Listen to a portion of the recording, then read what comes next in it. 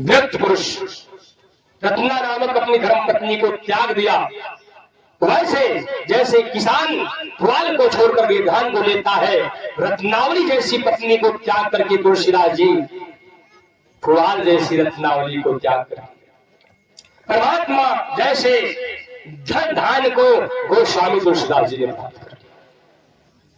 तुलसीदास जी इस सृष्टि में अद्भुत गुरु है। उन्होंने क्या कहा,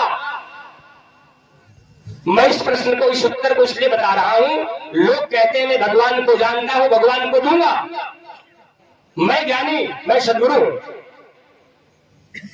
ऐसा। लेकिन गोस्वामी जी ने कहा नहीं ज्ञानी नहीं चतुर कहाँ, नहीं ज्ञानी नहीं चतुर कहाँ, मति अनुरूप राम गुण गाओ।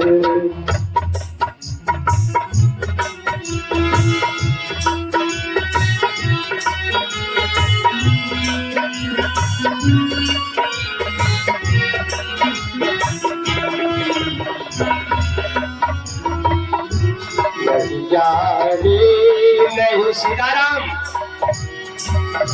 नहीं जानी नहीं चतुर प्रवीण, सकल कला सब जाही, नहीं जानी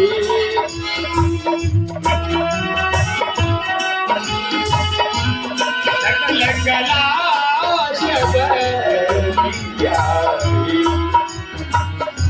सीताराम। तुलसीदास जी कहते हैं कि मैं ज्ञानी नहीं हूं, मैं चतुर नहीं हूं, मैं साधु नहीं हूं, मैं संत नहीं हूं, मैं विद्वान नहीं हूं, सारे कलाओं से ही हूं, ज्ञान से ही, वचन में प्रवीण मैं नहीं हूं। इसलिए आज के विद्वान क्या कहते हैं, मैं भगवान हूं, मैं सद्गुरु हूं, सब कुछ भगवान को जानता हूं। ये वो नहीं बोलते, उनका अहंकार बोलता है। इतना ध्यान रखना। शिव ने क्या कहा, शारद शेष महेश विधि आगम निगम पुराण, नेति नेति कही जा शुभुन करहि निरंतर गान। प्रेम से बोली सच्चिदानंद भगवान।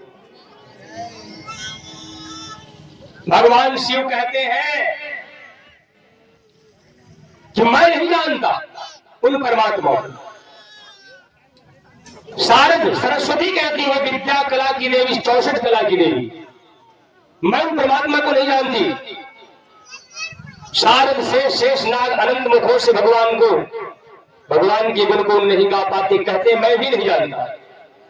शारद शेष महेश विधि, ब्रह्मा भी कहते मैं नहीं जानता।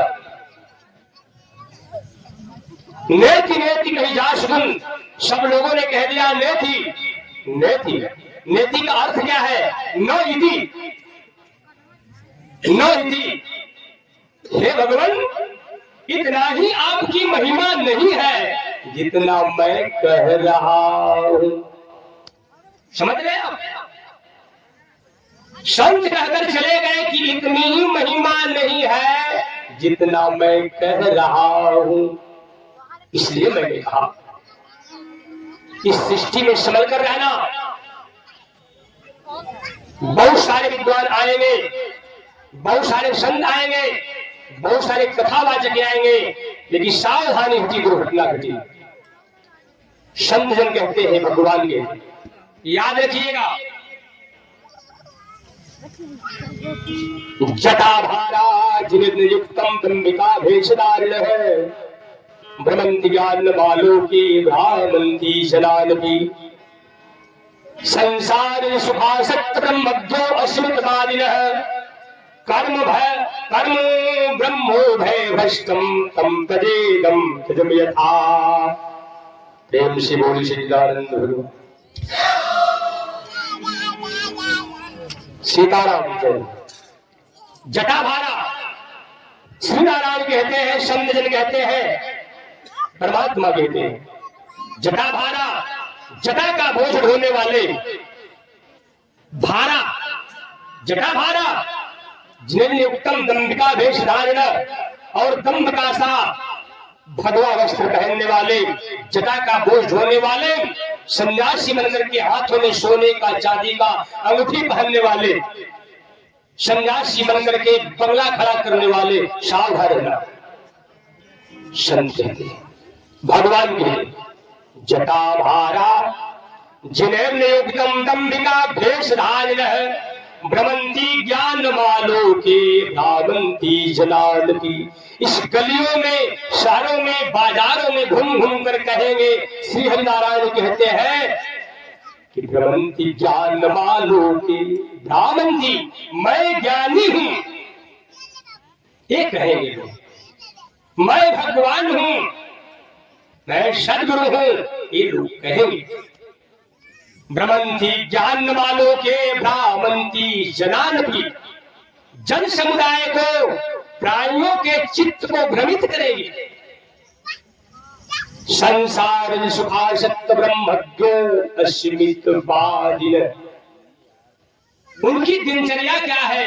संसार सुखासक्त, संसार के सुखों में आसक्त। उनके पास बंगला, उनके पास सोना चांदी धन धान्य है, जो गृहस्थ के पास नहीं है। बहु धाम समारही धाम जति, विषया हर लिंध न रही बेटा। शान पीछे से विषया कलयुग में साधु संत कैसे होंगे? सन्यासी बन गए। मैं सन्यासी हूं, संसार के विषय वासनाओं से नाम सन्यासी का है, लेकिन संसार के सुखों में आसक्त है। उनके पास अनेकों दासियां रहेगी, अनेकों सेवक रहेंगे, महल नाना प्रकार के वस्तु रहेंगे। संसार सुखासक्त ब्रह्मज्ञो अस्मित बादिन, और वे कहेंगे मैं ब्रह्म को जानता हूं। सज्जनानंद भगवान कहते हैं कि ऐसा कहने वाला कर्म ब्रह्म उभय वष्टम, उभय का मतलब दो होता है। वे पाखंडी जो सन्यासी का नाम लेकर के संसार के सुखों में, भोग में, विलास में, स्त्री में और धन समुदाय में आसक्त है, वे कर्म से भी भ्रष्ट हो जाता है और ब्रह्म से भी सावधान है। भगवान कौन है, भगवान के क्या गुण है बताता हूं, याद रखना। आप तो पहले ये नहीं पहचान सकते कि साधु कौन है, असाधु कौन है। श्री कृष्ण के शरण में जब ये अर्जुन आए, तब पहचान सके कि यहाँ मेरा कौन है। नहीं तो इससे पहले जानते कि दादा मेरे, गुरु मेरे, भाई मेरे, सारे जन समुदाय मेरे। लेकिन जिस समय श्री कृष्ण ने सत्य ज्ञान बताया, आत्मज्ञान बताए, उस समय अर्जुन का नेत्र खुल गया कि हाँ मेरा कोई। अर्जुन बोले क्या करूं, युद्ध करूं कि ना करूं? क्योंकि युद्ध करना पाप है, जिसमें सारे अपने परिवार के लोग हैं। परिवार को मार देना पाप, अपने हाथों से रक्तपात करना। आप भी साधु हो भगवान, हे श्री कृष्ण आप भी जानकार, मैं भी जानकार हूं, अर्जुन भी जानकार बन रहे हैं। लेकिन भगवान कहते हैं सच्चानंद सोजस्तम प्रज्ञावादांश भाषते, है कि नहीं? असच्चानंद सोजस्तम प्रज्ञावादांश भाषते पंडितों से। क्योंकि हे अर्जुन, जिसके प्राण चले गए हैं उसके लिए, जिसके प्राण नहीं गए हैं उनके लिए ज्ञानी जन शोक नहीं कर देता। गतासुन नान सोजंती पंडिता। जो पंडित है, जो ज्ञानी है, जिसके प्राण चले गए उसके लिए, जिसके नहीं गए हैं उसके लिए शोक। लेकिन मैं ये बताना चाहता, भगवान कौन? भगवान का गुण क्या है? ईश्वर से समग्र श्रेय श्रेय ज्ञान वैराग्यो शैव छछड़ाम भगयतीर्णा। प्रेम से बोले सच्चिदानंद भगवान। देखिए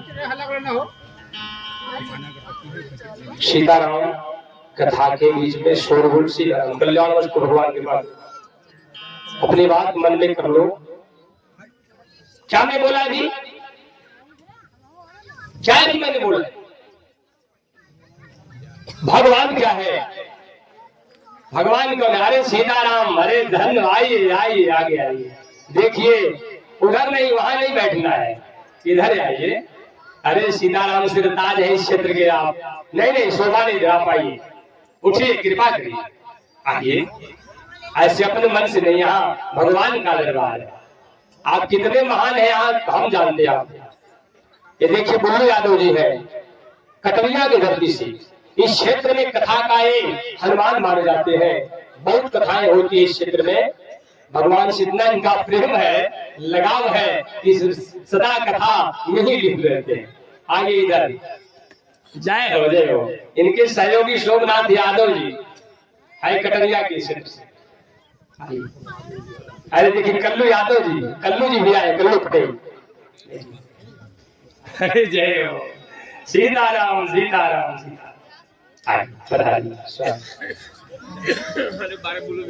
जय सीताराम।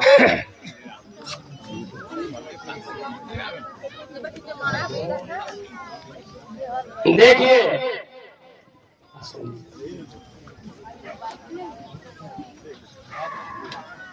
भगवान कौन है, किसे कहते हैं भगवान? भगवान का गुण क्या है? ईश्वरस्य समग्रस्य, ईश्वरस्य समग्रस्य स्त्रियः ज्ञान वैराग्योश्चैव छछड़ाम भगयतीर्णा। प्रेम से बोले सच्चिदानंद भगवान। ईश्वरस्य, जिस पुरुष में संपूर्ण ऐश्वर्य विद्यमान हो। समग्रस्य धर्मस्य, जिस पुरुष में संपूर्ण धर्म विद्यमान हो। संपूर्ण ऐश्वर्य विद्यमान, ईश्वरस्य समग्रस्य धर्मस्य यस्य, जिस पुरुष में संपूर्ण यश विद्यमान हो। श्रेयः, जिसमें संपूर्ण श्री विद्यमान हो। ईश्वरस्य समग्रस्य धर्मस्य यस्य श्रेयः ज्ञान वैराग्योश्चैव, जिस पुरुष में संपूर्ण ज्ञान विद्यमान हो। सृष्टि का जितना ज्ञान है और जिस पुरुष में संपूर्ण विज्ञान विद्यमान हो। छछड़ाम मतलब छ, भग इतीर्णा, इसका नाम भग है। क्या है? भग का मतलब शरीर होता है। इन छओं का नाम, जिसमें संपूर्ण धर्म हो, संपूर्ण यश हो, संपूर्ण ज्ञान हो, संपूर्ण वैराग्य हो, संपूर्ण श्री हो, संपूर्ण यश हो, ये छह ये भक्त है।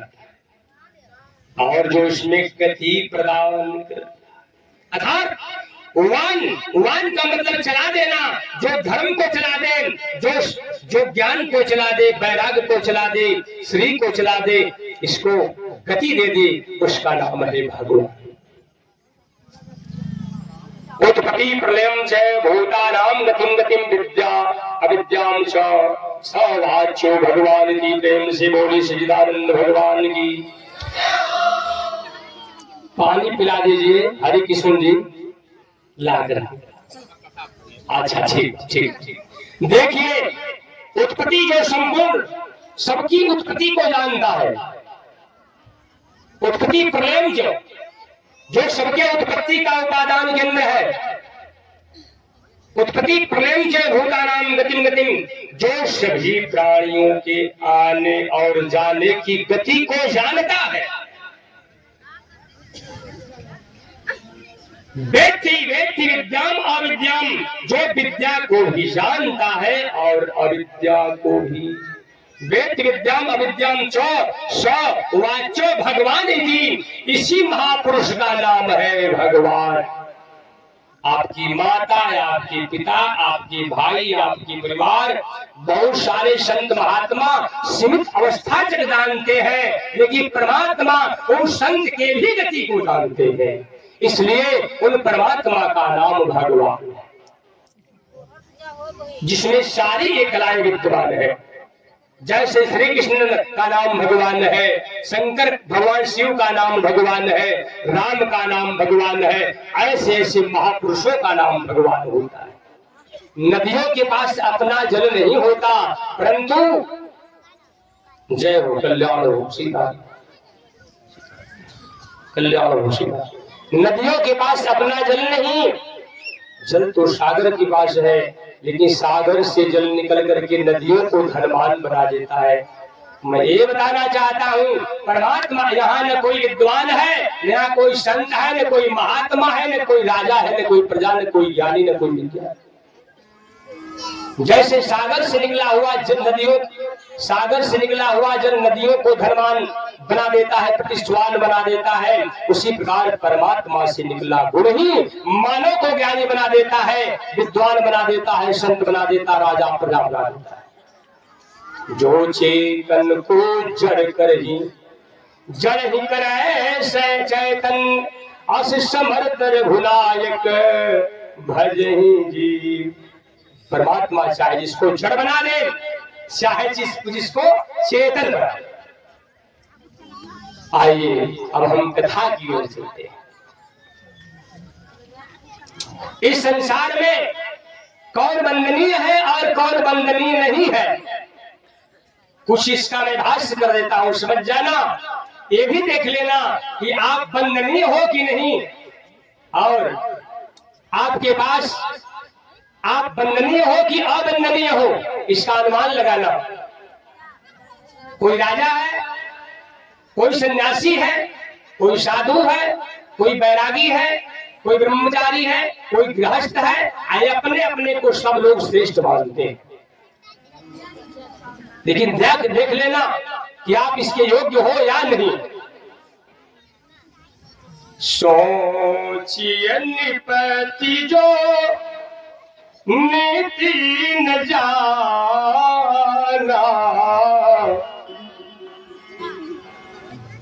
सोचिए निपति जो नीति न जाना, जिन प्रजा प्रिय प्राण समाना।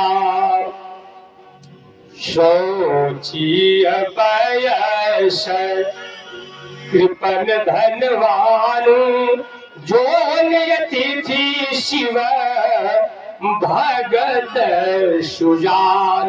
वो राजा सोचने के लायक कौन, जो प्रजा को प्राणों के समान नहीं मानता।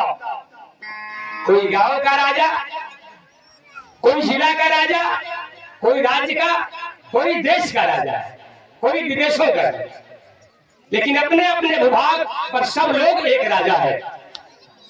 घर का राजा कौन?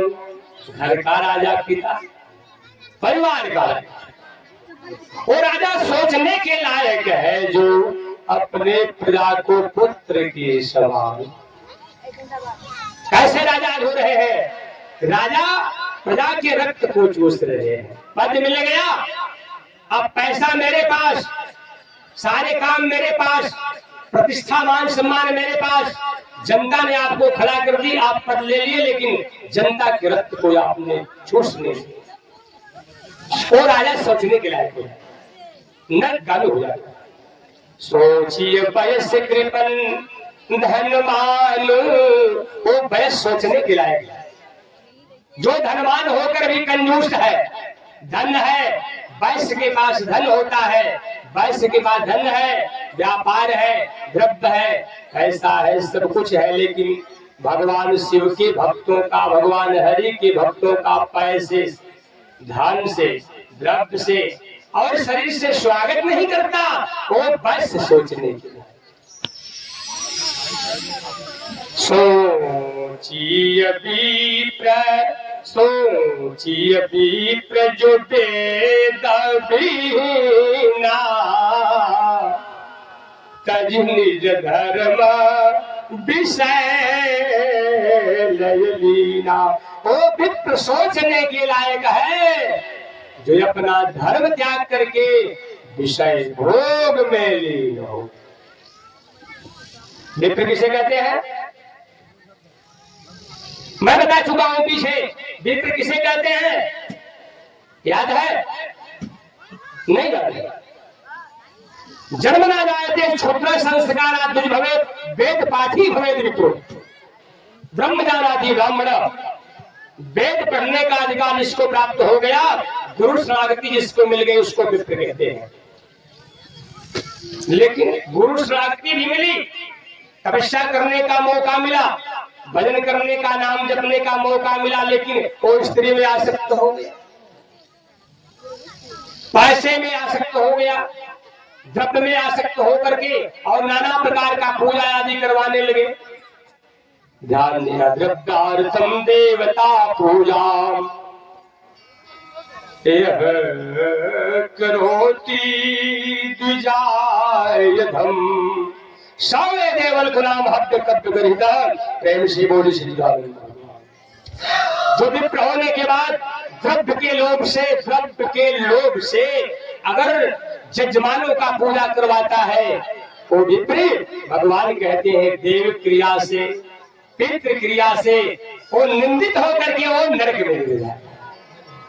न नमस्कारो योगो ईशकदादि द्विजाधम। आओ आओ सीता जय सीताराम। बिटिया सुखी रहो, कल्याण मुश्किल जाओ भगवान से। देखिए विप्र जो है कैसा होना चाहिए, किसकी पूजा करनी चाहिए? न नमस्कार लोगों ही स्वर्गदादि द्विजाधम न पूजन की बोधा केवल नरकगामिना। श्रुति कहती है, वो परमात्मा कहते हैं, वो विप्र पूजने के लायक नहीं है। न नमस्कार योगो ही, न नमस्कार योगो ही सौ कदाति द्विजा अधम। जो विप्र गुरु शरणागति में होकर भी शराब पीते हैं, मांस खा रहे हैं, लहसुन प्याज खाते, सबके घर का भोजन कर लेते हैं, अपने धर्म को नहीं संभालते, ऐसे जो स्त्रियों के चक्कर में पड़े वेश्या के पास जाते हैं, ऐसे विप्र को प्रणाम करने में पाप लगता है। न नमस्कार योग, वो ब्राह्मणों में विप्रों में अधम ब्राह्मण, उनको प्रणाम नहीं करना चाहिए। न पूजन्ति मूढ़ास्ते, वो मूर्ख पूजने के लायक भी नहीं है। अच्छा आप बताओ, रावण की पूजा करते हैं आप लोग? रावण की घर में आप सब रावण की पूजा क्यों नहीं करते? ब्राह्मण विप्र थे, क्यों नहीं करते? अच्छा विभीषण की पूजा करते हैं, विभीषण का गुण गाते हैं, विभीषण के पद चिन्हों पर चलते हैं, क्यों? क्योंकि विप्र विभीषण ने अपने धर्म को संभाल लिया।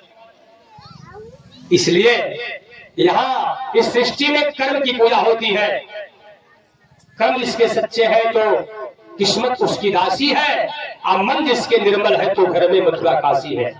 यही भगवान श्री कृष्ण ने गीता में बताया, कर्मण्यवाधिकारस्ते मा फलेषु कदाचन मां कर्म फल हेतुर्भुर्मा तेषंगो अस्तु कर्मणि।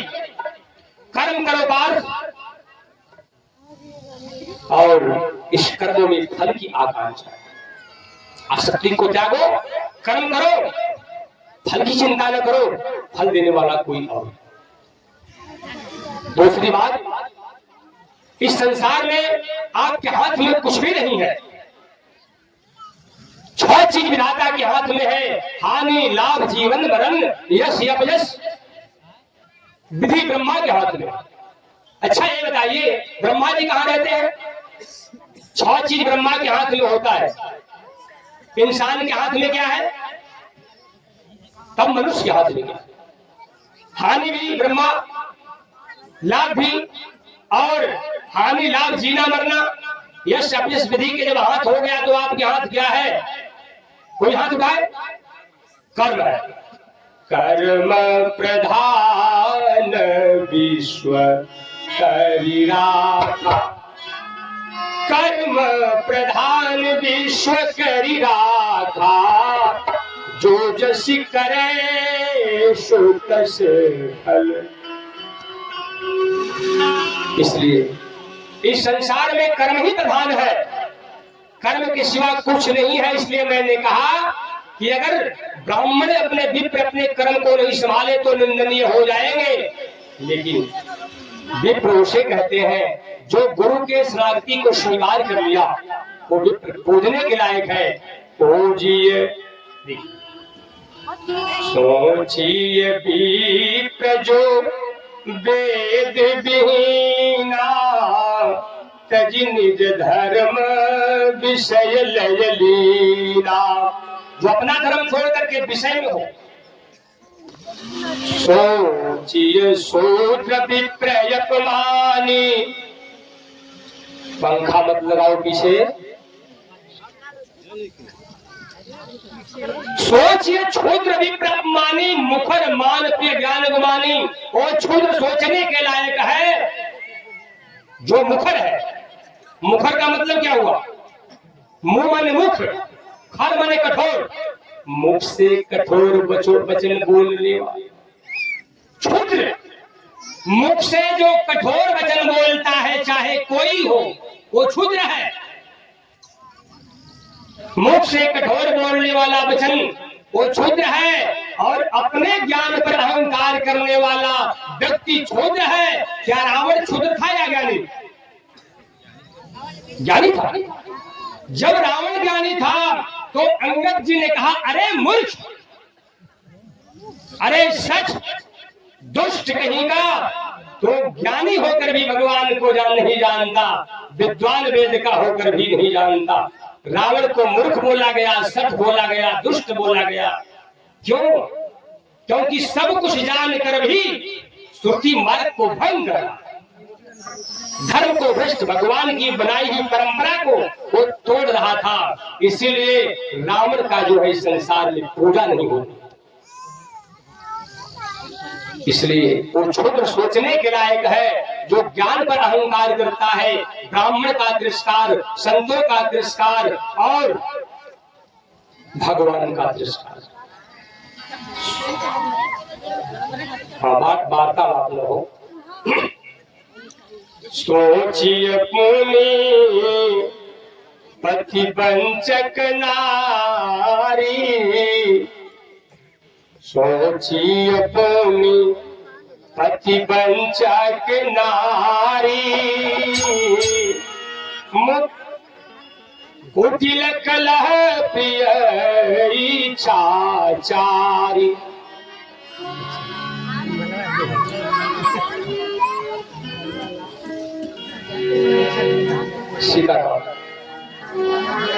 एक काम करना, जो माताएं चढ़ावा अपना अपना ली है अपने हाथ में रखो।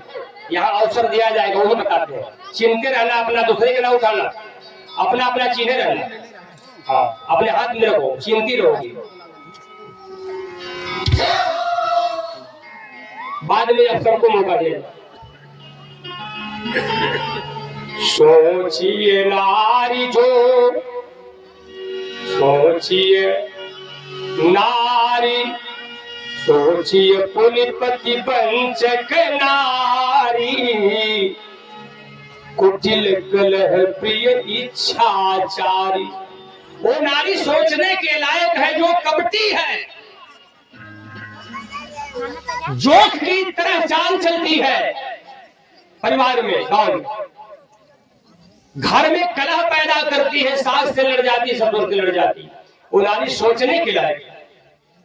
सोचिए, सोचिए नारी, ये नारी सोचने के लायक है जो घर में कलह पैदा करती और कटकुटिल चाल चलती है।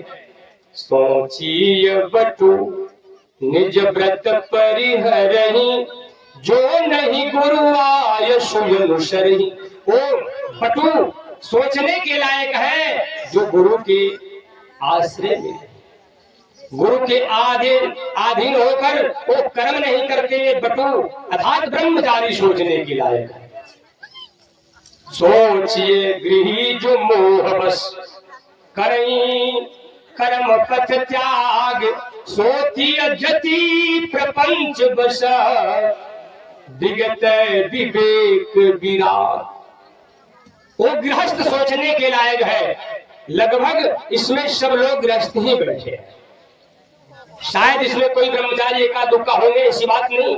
सन्यासी भी हो सकता है, एकाधे कोई हो, नहीं तो नहीं भी होंगे, क्योंकि ये बिडला होगी।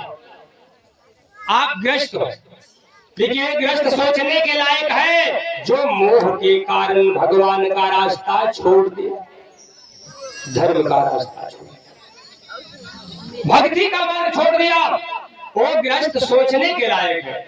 सोचिए जति प्रपंच, जति मतलब सन्यासी, वो सन्यासी सोचने के लायक है जो वैराग्य छोड़ दिया, जो विवेक छोड़ दिया और विषय को। इसलिए आप लोग कदापि ऐसा काम न करना। आप गृहस्थ हो तो गृहस्थ के धर्म को बचाए रखना। बेटा बेटी स्त्री और धन धान सभी वस्तुओं के साथ रहकर, साथ में रहकर वैसे ऊपर रहना जैसे कमल जल में रहता है, लेकिन जल का सतह छोड़ करके ऊपर आया। प्रबंधाय क्रमाय संगम कृत्वा करोति अलिप्ते सेन लिप्ते न स्वपापेन पद्म पद्मवामसी। भगवान कहते हैं, हे अर्जुन, जो संपूर्ण कर्मों को मुझे अर्पण करके जल और कमल के पत्ते की भांति मेरे शरण में रहता है, वह सदा संसार में आदरणीय और वंदनीय होता है। जैसे कमल जल में होता है, कमल का पत्ता जल में होता है, लेकिन कमल के पत्ते पर जल का छींटा नहीं होता। उसी प्रकार एक विषय वासना भगवान की माया एक जल के समान है, और साधुत्व भगवान की भक्ति एक कमल के पत्ते के समान है। बस यही आपको करना है कि आपके भक्ति पर वासना का जल, वासना रूपी जल का छींटा न पड़े। ममता रूपी जल का और आसक्ति रूपी, अहंकार रूपी, क्रोध रूपी जल का आपके भक्ति रूपी इस कमल के पत्तों पर छींटा न, इसको बचा कर रखना। नहीं तो फिर ये जन्म मिलेगा कि नहीं मिलेगा, पछताए क्या होता है, चिड़िया चुन गई खेत। सुखदेव जी महाराज परीक्षित से कल कथा भगवान श्री कृष्ण के अनेकों प्रकार की लीलाओं को सुनाए, उनके बहुत सारे चरित्र का वर्णन किए। द्वारिका में आना, द्वारिका में सबको सुखी बनाकर और अनेकों प्रकार से लीला करना, अपने वंश का भी संहार करवा देना ऋषियों के द्वारा। उसके बाद प्रभु के जाने का जब समय हो गया, साकेत धाम में देवता गण आए, भगवान श्री कृष्ण से बोले कि प्रभु कृपा करके आप यहाँ से अब चले, आपके जाने का अवसर हो गया। जो उस यदुवंशियों के अंदर जो एक लड़का था, पेट में अपने जो कपड़ा बांध करके संत को रिहा रहा था, उसके पेट से जो लोहा निकला समुद्र में छोड़ करके फेंकवाया गया, एक टुकड़ा और फेंकवा दिया गया, और उस टुकड़े को सागर से उस टुकड़े को सागर में एक मछली ले गई थी, और मछली एक बहेलिये के हाथ लगी। अब बहेलिया ने मछली को चीरने जब लगा तो उसके पेट से लोहे का टुकड़ा निकला, और उसी टुकड़े से श्री कृष्ण पर वार कर दिया है। उन यदुवंशियों में वो भी तो है, वो भी तो है। अच्छा, जो दुनिया को मारने वाला है उसको बहेलिया मार सकता है क्या? जो दुनिया को मारने वाले हैं, जिनकी वंदना शिव करें, जिनकी वंदना ब्रह्मा करें, जिनकी वंदना शेषनाग सृष्टि के सारे संत जन करें, उनको कोई बहेलिया मार सकता है? लेकिन ये सुना जाता है कि बहेलिया ने भगवान को मार दिया। एक दिन रात के समय में भगवान कदम के वृक्ष पर बैठे थे, अंधेरी रात थी, और उस समय उस रात में चंद्रमा का आगमन हो गया। आकाश में चंद्रमा उदय थे, उनका पीतांबर भगवान उस वृक्ष पर बैठे बैठे योग मुद्रा में होकर के और अपने साकेत धाम में चले गए। मानस पर, उस वृक्ष पर बैठे बैठे योग मुद्रा में लीन होकर के और परमात्मा अपने परम धाम को चले, गोलोक धाम में चले। बहेलिया रात के समय में शिकार की तलाश कर रहा था और चंद्रमा का आगमन, चंद्रमा आकाश में उदय हो गए थे और भगवान का पीला पीतांबर और चमक रहा था। उसी समय बहेलिया को ये समझ में आया, अज्ञानी है, जड़ जीव है, वो क्या जाने कि ये क्या है। वो समझा कोई मृग बैठा है, चमकता है, पीला लगता है कोई हिरण है, इसलिए बहेलिया निशाना साधा और भगवान पर चलाया। भगवान गिर पड़े, दौड़ के आया शिकार के पास, तो देखा तो शिकार नहीं, ये तो भगवान है। रोने लगा बहेलिया बैठ करके भगवान के पास। श्री कृष्ण को देखा, आंखों में आंसू आया, बोला कि भगवान, तो भगवान है कि वहां बोलेंगे? भगवान तो है नहीं वहां की बोलेंगे, केवल उनका एक आवरण मात्र है, आवरण मात्र, उनकी लीला है। लेकिन रुदन करने लगा, पश्चाताप करने लगा, हमसे कौन सा अपराध हो गया कि आप हमको दर्शन नहीं देते हो। उसके रुदन, उसके प्रेम को देखकर भगवान खड़े बोले, देखो तेरा ऋण था मेरे ऊपर, तेरा क्या था? ऋण था मेरे ऊपर, इस ऋण को मैंने दिया, ये ऋण था, इस ऋण को मैंने चुकाया और तुम मुझे मार भी नहीं सकते हो, ये हमारी इच्छा थी, इसलिए जाओ, तुम्हारा दोष नहीं, हमारी इच्छा थी और मुझे मारने वाला कोई है ही नहीं। इसलिए बहेलिया पश्चाताप कर रहा था, भगवान उसको स्वांतना देकर के अपने चरणों की भक्ति प्रदान करते हैं, उसे अपना साक्षी धाम। इस प्रकार से लीलाएं महाराज परीक्षित ने जब सुना तो बोले, सुखदेव जी महाराज की, अब क्या सुनना चाहते हो? अब क्या सुनना चाहते हो? उस समय सुखदेव जी महाराज से परीक्षित ने कहा कि प्रभु हमको अब ये बताइए कि इसके बाद जबकि भगवान साकेत धाम में चले गए तो उनके जाने के बाद फिर इस सृष्टि में क्या हुआ? अब कौन सी भगवान की लीला चली? फिर भगवान अपने भक्तों का कैसे कल्याण करते थे? इसलिए मैं सुना हूं कि मार्कंडेय ऋषि भगवान श्री कृष्ण के परम भक्त थे। इस प्रकार से हमें मार्कंडेय जी का कथा बताइए, वो कौन थे, किसके वंश से उनका जन्म हुआ था, उनकी भक्ति कैसी थी? इस प्रकार कल्याण हो भगवान सदा। उस समय सुखदेव जी महाराज परीक्षित जी महाराज को, वहां सूत जी महाराज शौनक आदि ऋषियों को इस कथा को बताए। मार्कंडेय, महर्षि मार्कंडेय की जीवनी। भृगुवंश में महर्षि मार्कंडेय बड़े ही ज्ञान विज्ञान संपन्न परमात्मा के परम भक्त थे। उनकी साधना बड़ा विचित्र। गुरु के पास गए, दीक्षा ग्रहण करने के बाद, यज्ञोपवीत संस्कार के बाद मार्कंडेय जी महाराज आजीवन ब्रह्मचर्य का संकल्प लेते। कल्याण आजीवन अखंड ब्रह्मचर्य का संकल्प धारण करते, अखंड ब्रह्मचर्य का संकल्प लेते हैं। गुरुदेव का आशीर्वाद मिला, दीक्षा मिला और उन्होंने भक्ति को आरंभ की। त्रिकाल संध्या वंदन कर, त्रिकाल शाम सुबह दोपहर दोनों तीनों समय में भगवान का भजन, स्नान ध्यान आदि किया करते थे। ज्ञान से, विज्ञान से, अष्टांग योग से परिपूर्ण थे। अष्टांग योग को आप जानते हैं?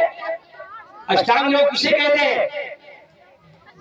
अष्टांग योग के 8 अंग होते हैं, ये सारे उनके अंदर थे। यम नियम आसन प्राणायाम प्रत्याहार धारणा ध्यान समाधि अष्टांग मणि।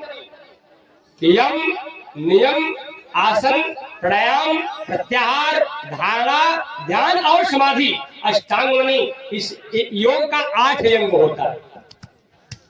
जैसे आपके अंग है उसी प्रकार योग साधना का भी 8 अंग होता है। लेकिन विद्वान जन, साधु जन, मैं तो कह दिया अष्टांग योग का 8 अंग होता है, लेकिन आप नहीं समझ पाए कि किस अंग का कौन सा रूप है। यम ये योग का पहला भाग है, नियम कल्याण स्तुति। यम नियम, नियम दूसरा, यम नियम आसन प्राणायाम प्रत्याहार। लेकिन एक शब्द का अर्थ बताता हूँ, 8 का शब्द बताने में तो कई दिन लग जाए।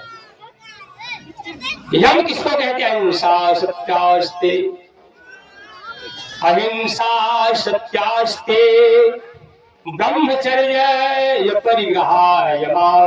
प्रेम से बोली सच्चिदानंद भगवान की। अष्टांग योग का 8 अंग है।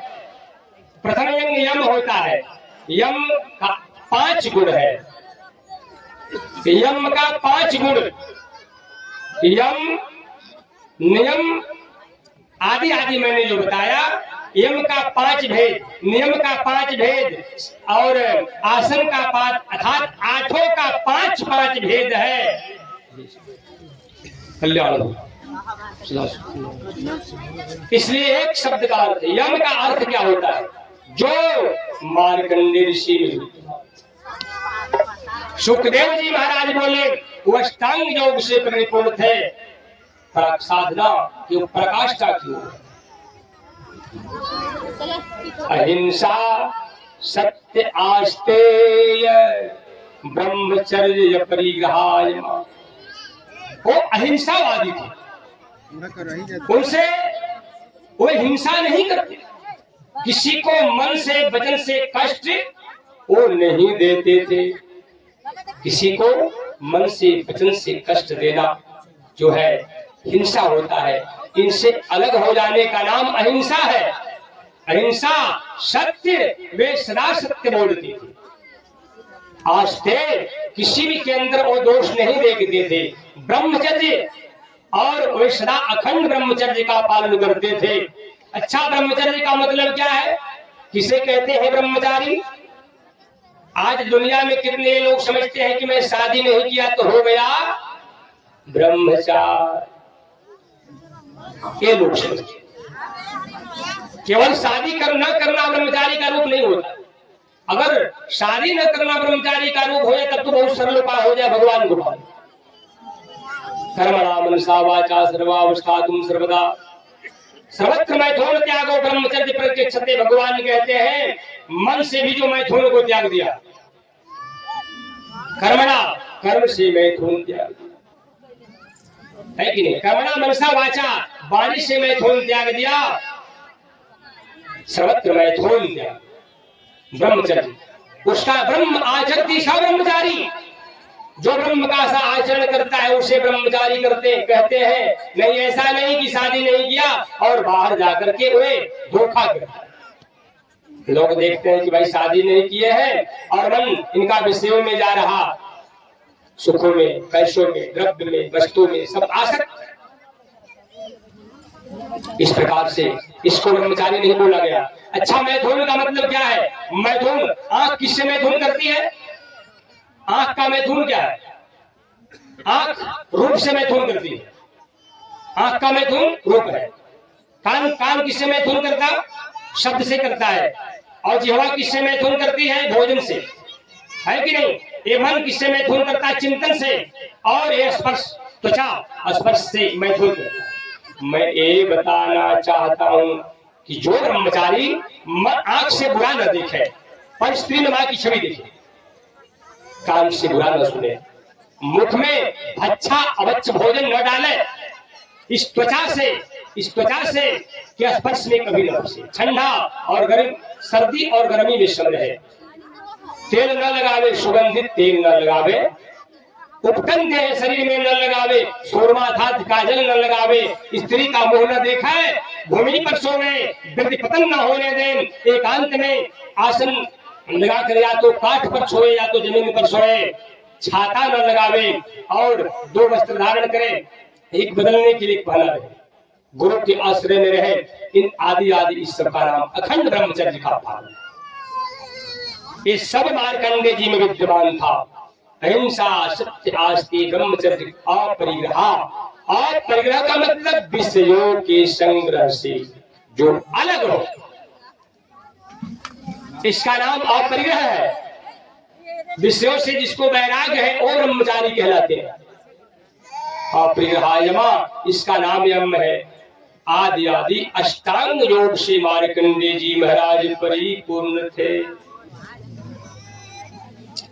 एक दिन क्या हुआ कि साधना में इतने लीन हो गए मार्कंडे जी महाराज, अपने करोड़ों वर्ष तक तपस्या करते रहे। कोई 1 महीना करता, कोई साल भर करता, कोई 10 साल करता, लेकिन मार्कंडे मुनि की तपस्या जब समाधि लगी तो करोड़ों वर्ष की आसन मुद्रा में ध्यानस्थ होकर के सुतोदेश से प्राप्त, सुतोदेश से प्रतिष्ठा स्थिर आसन बना पवित्र देश में विद्यमान होकर के, और उनकी समाधि ऐसी लगी कि करोड़ों वर्ष तक लगी है। वहां नर नारायण जी भगवान के अंशा अवतार नर और नारायण है, और वहां प्रकट हो गए। प्रेम से बोली सच्चिदानंद भगवान। जब नर नारायण प्रकट हुए उस समय है परीक्षित जी महाराज, है शौनक आदि ऋषिगण, उस समय नर नारायण को देख करके मार्कंडेय ऋषि भगवान के स्वरूप को, भगवान का अंशा अवतार समझ करके चरणों में साष्टांग प्रणाम करते हैं, कह रहे हैं कि भगवान आज मैं धन्य हो गया। अपने मुखों से भगवान की प्रशंसा कर रहे हैं। आप भी, आपके कोई घर संत आ जाए, कोई ब्राह्मण आ जाए, कोई महात्मा ज्ञानी विज्ञानी आ जाए, उन महात्मा की आप प्रशंसा करना, उन ब्राह्मण की प्रशंसा करना, उन ज्ञानी की प्रशंसा करना। अरे आप में क्या रखा, मुझ में क्या रखा। भगवान श्री रामचंद्र जी भी ब्राह्मण को उत्तम आसन पर बैठा करके, ज्ञानी विज्ञानियों को उत्तम आसन पर बैठा करके उनकी चरणों की सेवा की। संत सरल चित जगत हित, संत सरल चित जगत हित जान स्वभाव स्नेह। संतों का चित्त सरल होता है, संत का जीवन अपने लिए नहीं होता। संत भगवान के दूसरे प्रतिबिंब माने गए, इसलिए भगवान में और संतों में कोई अंतर नहीं होता, क्योंकि संत मिलन भगवंत भजन। भगवान श्री नारायण को, नर नारायण को देख करके मार्कंडेय ऋषि भगवान के चरणों में गिर पड़े, भगवान की प्रशंसा स्तुति करें। भगवान आप सर्वज्ञ हो, आप सर्वसमर्थ हो, सर्वांतर्यामी हो, सृष्टि का मूल आधार हो। आपके भ्रुकुटी हिलने मात्र से इस सृष्टि बन जाती है, और आपके भ्रुकुटी हिलने मात्र से इस सृष्टि का प्रलय हो जाता। इसलिए इसका आदि भी आप है, इसके मध्य भी आप है, और इसके अंत भी आप है। आपके दिव्य विभूतियों का पारावार नहीं है। रसोई हंस कौन्ते प्रभास्मि शशि सूर्यदेव प्रणव सर्ववेदीषु शब्दः खेत पुरुषोऽनुसु। भगवान गीता के अंदर भी ये बताए हैं, हे धनंजय देखो, रसोई हंस कौन्ते प्रभास्मि शशि सूर्यदेव, जल में मैं रस हूं, प्रभास्मि शशि सूर्यदेव, चंद्रमा में शीतलता और सूर्य का प्रकाश। आज कितने लोग कृष्ण को देखकर हंसी उड़ाते हैं, कृष्ण को मानव समझते हैं। यदुकुल यदुवंश में अवतार लेने वाले भगवान श्री विष्णु को साधारण मानव समझते हैं। ऐसे मानवों को भगवान ने कह दिया कि ये मूर्ख है। अवजानन्ति माम मूढ़ा मां संतनि मासता परम भाव जानन्तो मम भूत महेश्वर। मनुष्य के रूप में मेरे परम भाव को न जानने वाले मूढ़ मनुष्य संपूर्ण भौत प्राणियों के कल्याण के लिए विचरण करते हुए मानव रूप में मुझको तुच्छ मानते हैं कि मनुष्य कृष्ण मनुष्य है। जो ऐसा कहने वाला मूर्ख है वह मुझे कभी प्राप्त नहीं कर सकता, वो प्राणी नरकगामी हो जाता है। मूढ़ो अयम नाभिजानाति, मूढ़ो अयम नाभिजानाति लोको माम मजम। संपूर्ण लोकों का अधिष्ठाता मुझ परमात्मा को वो मूर्ख नहीं जानता है, क्योंकि मैं सच्चिदानंद। आज मार्कंडेय ऋषि भगवान के विभूति कल्याण हो।